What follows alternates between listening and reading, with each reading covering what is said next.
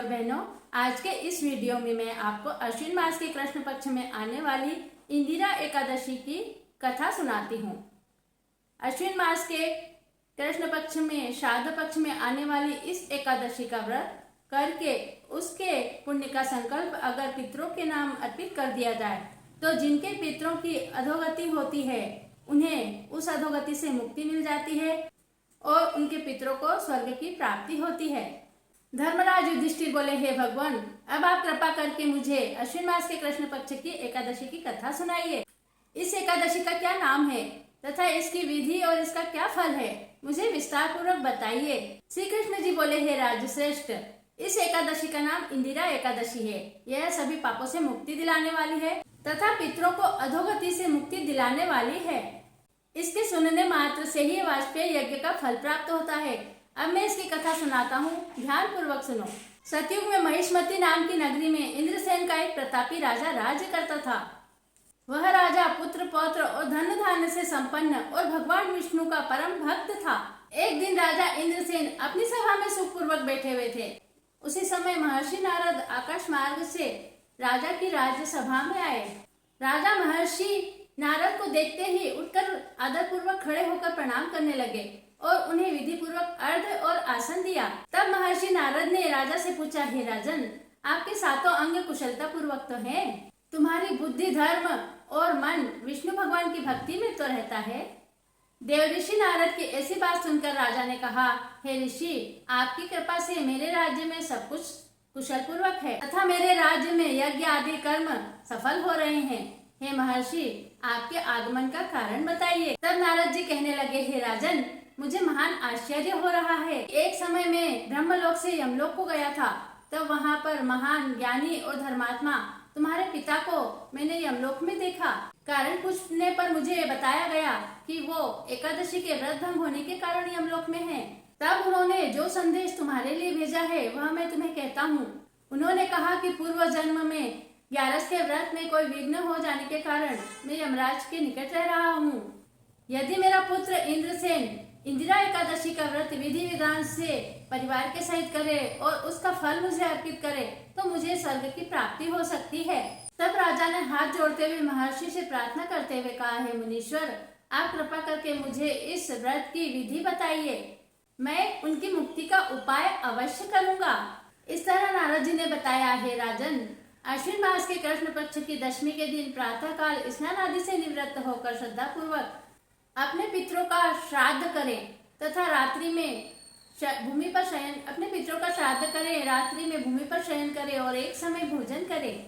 प्रातः काल एकादशी के दिन स्नान करें।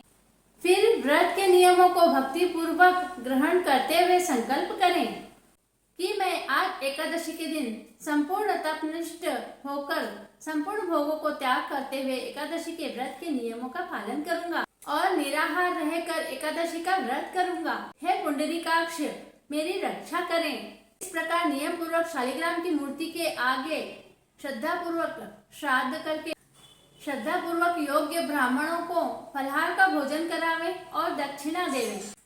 पितरों के श्राद्ध से जो बच जाए उसे गाय माता को खिलावे तथा धूप, दीप, नैवेद्य, गंध, पुष्प आदि सभी सामग्री से भगवान ऋषिकेश की पूजा अर्चना करें। रात में भगवान के निकट जागरण करें, भजन कीर्तन करें और द्वादशी के दिन प्रातःकाल होने पर भगवान का पूजन करके ब्राह्मणों को भोजन कराएं। इसके पश्चात भाई बंधुओं, स्त्री और पुत्र सहित आप स्वयं भी मौन होकर भोजन करें। महर्षि नारद कहने लगे कि हे राजन, इस विधि से अगर तुम एकादशी का व्रत करोगे और उसका पुण्य फल अपने पिता को अर्पित करने की प्रार्थना करोगे तो तुम्हारे पिता को अवश्य ही स्वर्ग की प्राप्ति होगी और उनकी अधोगति से मुक्ति हो जाएगी। इस प्रकार उपदेश देकर नारद मुनि वहाँ से अंतर ध्यान हो गए और राजा के पिता गरुड़ पर चढ़कर विष्णु लोक को गए। इसके सुनने मात्र से मनुष्य के सभी पाप नष्ट हो जाते हैं और स्वर्गलोक की प्राप्ति होती है। भगवान श्री कृष्ण कहने लगे, हे युधिष्ठिर, इंदिरा एकादशी का यह महात्मा मैंने तुम्हें सुनाया है। इस तरह इंदिरा एकादशी की कथा यहीं समाप्त हुई है। मैंने इंदिरा एकादशी की यह कथा आपको सुनाई है। अश्विन मास के कृष्ण पक्ष में आने वाली इंदिरा एकादशी का व्रत सभी को करना चाहिए और उसका फल का संकल्प अपने पितरों के नाम अर्पण करना चाहिए, जिससे अगर किसी के भी पितृ अधोगति में हो तो उनकी मोक्ष हो जाती है और पितृ दोष से मुक्ति मिलती है। प्रिय भाइयों और बहनों, अगर आपको मेरा वीडियो अच्छा लगा हो तो आप मेरे चैनल को सब्सक्राइब कीजिए, बेल आइकन को प्रेस कीजिए और मेरे इस वीडियो को अधिक से अधिक शेयर और लाइक कीजिए।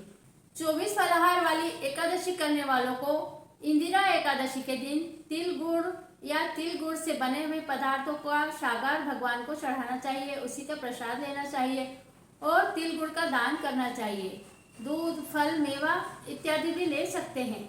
इस दिन ऋषिकेशाय नमः का जाप करना चाहिए और भगवान विष्णु के ऋषिकेश नाम से पूजा अर्चना करना चाहिए। अश्विन मास के कृष्ण पक्ष की इंदिरा एकादशी की यह कथा हमेशा अश्विन मास में जब इंदिरा एकादशी आए तो आप अवश्य सुनिएगा। प्रिय भाइयों बहनों, आपको कैसा लगा मेरा यह वीडियो? अगर आपको मेरा वीडियो पसंद आया है तो मेरे चैनल को सब्सक्राइब कीजिए, बेल आइकन को प्रेस कीजिए और मेरे इस वीडियो को अधिक से अधिक लाइक और शेयर कीजिए। धन्यवाद। जय श्री कृष्णा।